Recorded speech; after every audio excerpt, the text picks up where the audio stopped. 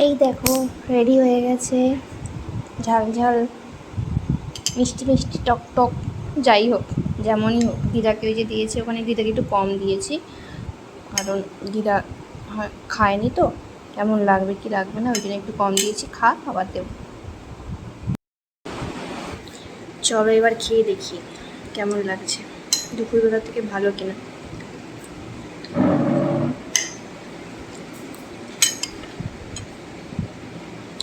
মাছ মাছ মাছ better, আগের থেকে অনেক অনেক ভালো লাগছে।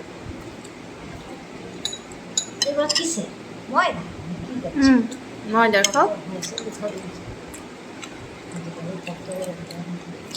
পাউরুটি দিদা করেছে, জানি বাবা মা সহজ পছন্দ না খাওয়াতেছে।